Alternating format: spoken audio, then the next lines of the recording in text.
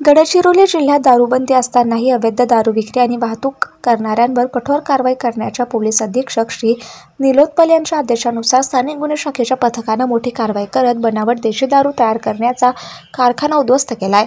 या कारवाईत बनावट दारू तयार करण्याच्या साहित्यास एकूण 10.16 लाखांचा मुद्देमाल जप्त करण्यात आलाय।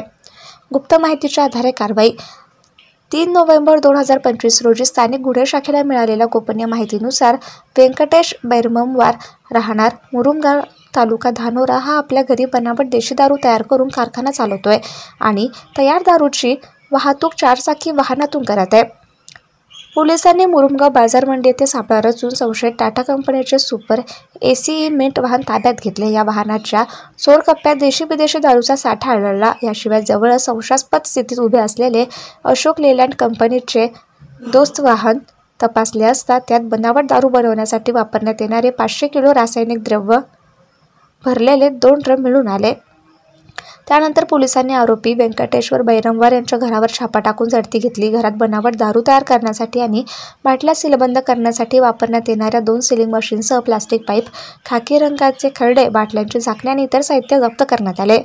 जप्त करण्यात आलेल्या मुद्देमाला 2 4 चाकी वाहने, अंदाजे किंमत 7 लाख, 500 किलो स्पिरिट आणि ड्रम किंमत 1,52,000, गोवा बिस्किटचे 11 सीलबंद बॉक्स किंमत 1,10,000, रॉकेट देशी दारू 15 बॉटलचे 400 नग किंमत 32,000 आणि बनावट दारू बनविण्याचे साहित्य किंमत 22,275 यांचा समावेश आहे। जप्त मुद्देमालाची एकूण किंमत 10,16,375 इतकी आहे।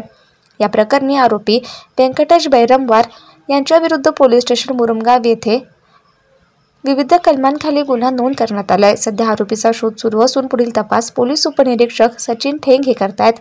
सदरची यशस्वी कारवाई पोलीस अधीक्षक निलोत्पल, अपर पोलीस अधीक्षक एम रमेश आणि गोकुळराज जी यांच्या मार्गदर्शनाखाली पोलीस निरीक्षक अरुण फेगडे यांच्या नेतृत्वात स्थानिक गुन्हे शाखेच्या पथकानं पार पाडली।